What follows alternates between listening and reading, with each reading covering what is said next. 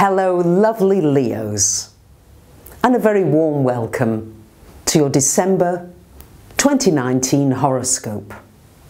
We're just about to embark upon a very powerful year astrologically. And this is a very powerful month because we've got eclipses and Jupiter, planet that rules abundance, good fortune, growth, expansion, wealth, wisdom, changes sign on the 3rd of the month. Jupiter moving here into your 6th house, joining the party in the 6th. And there's going to be a huge focus for you, dear Leos, on that 6th house. Not only for this month, but also for the coming year. So it's important to learn about what's the 6th house about. And the 6th house has everything to do with your work, your job in the world, what it is that you do, your career, your daily habits, what you do on a daily basis. Sometimes you don't even know you're doing things so robotically, you're not aware of the things that you're doing, and maybe you need to make some big changes in your daily habit patterns. It also rules your health, your physical well-being.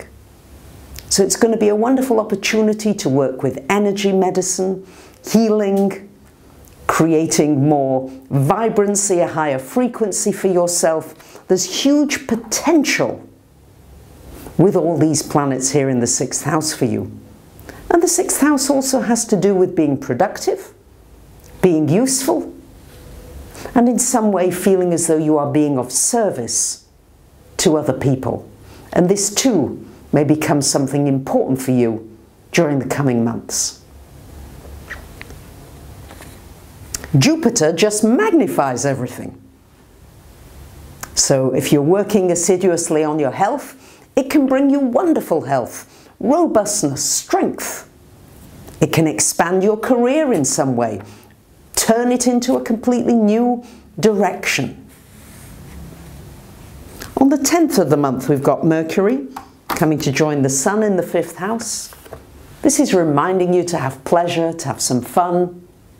Good time for starting your own business, selling your own products or service. It's also wonderful for doing anything creative, really getting those creative juices working. Leos, you're one of the most creative signs. It's good for acting, for entertaining, for music, for culture, for art. Whether you do it or whether you are entertained by it, this is a good time for doing it. And it can also bring romance to you. The 5th house is the house of romance, of children, of the child inside. Yes, I sometimes have clients who come to me, they're in their 60s and 70s, and they've fallen in love. That feeling of being in love. Resuscitate that feeling of love, and suddenly they become young again. How can you bring that youthfulness, that sparkle back into your life? These aspects will help. On the 11th, 12th of the month, we've got a full moon lunar eclipse happening up here in your 11th house. This is shining a light on the people you mix with, your social life. Are there some changes you'd like to make here? Perhaps you'd like to make some new friends. Join some new groups, organizations, online or offline. Perhaps you feel strongly about something and you want to spearhead it and lead a group. This too could be triggered by that full moon.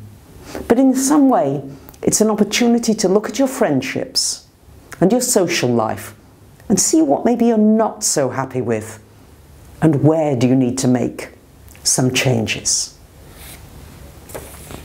On the 21st of the month, we've got Venus, woohoo, coming into your 7th house of relationship. Beautiful aspect.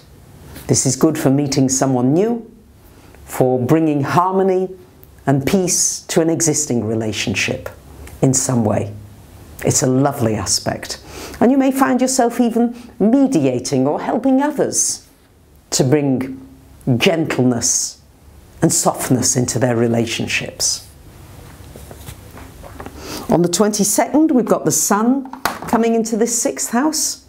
And on the 26th, 5th, 26th, right at the peak of the holiday season for many of you, a new moon solar eclipse happening in the 6th.